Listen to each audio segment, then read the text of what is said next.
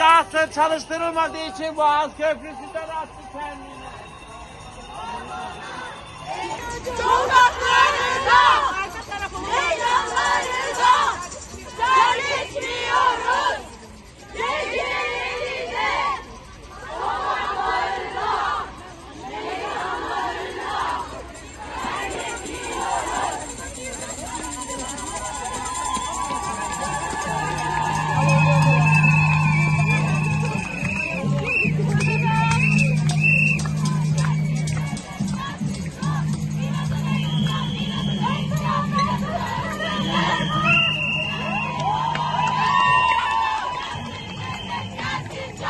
İnadına isyan, inadına isyan, inadına özgürlük.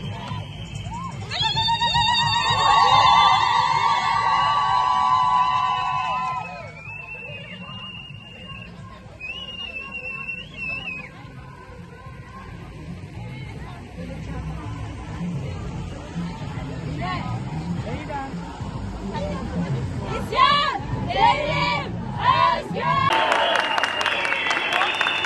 Susmuyoruz, korkmuyoruz, itaat etmiyoruz.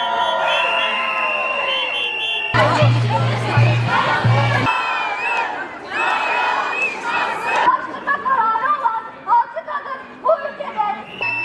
Katledilen kadınlar isyanımızı.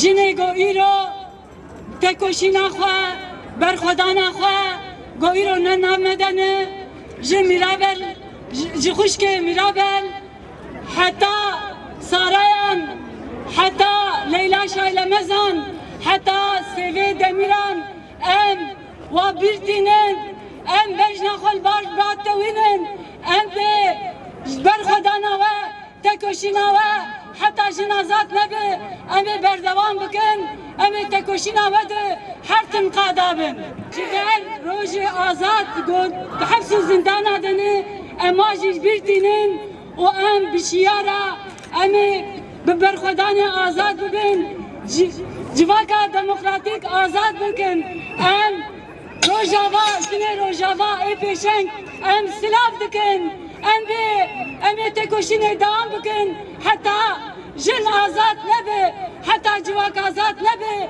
و برخودانا ما daha bugün Baskı ve şiddetle bizi susturmaya çalışanlara, bedenlerimiz üzerinden hakimiyet kurmak isteyenlere ve yaşamlarımıza saldıranlara karşı bizleri hapsetmeyicilikle kuşatmaya çalıştıkları, kampüslerimizden bizi yok saymaya çalıştıkları her yerden isyanımızı kuşanıp geldik. Bugün 8 Mart'ta sokaktayız.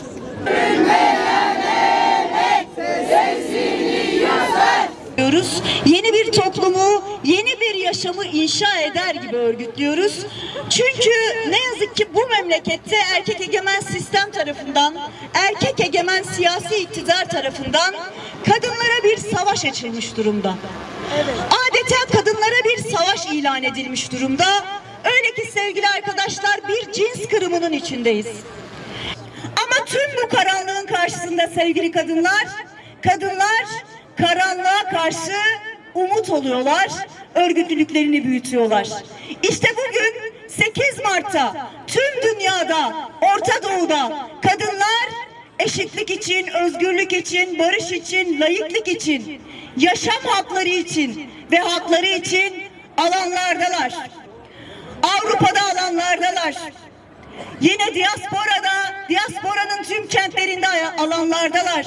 Suriye'de, Laskiye'de alanlardalar. Rojava'da, Kobane'de, İran'da alanlardalar. Ve Türkiye'nin dört bir yanında bugün kadınlar kentlere ışık yakarak mücadelelerini büyütüyorlar. Buradan hepsine selam olsun. Karanlığa ışık saçan kadınlara selam olsun. Karanlığa karşı kadın dayanışmasını büyüten kadınlara selam. Azadi, Türkiye, azadi. Azadi,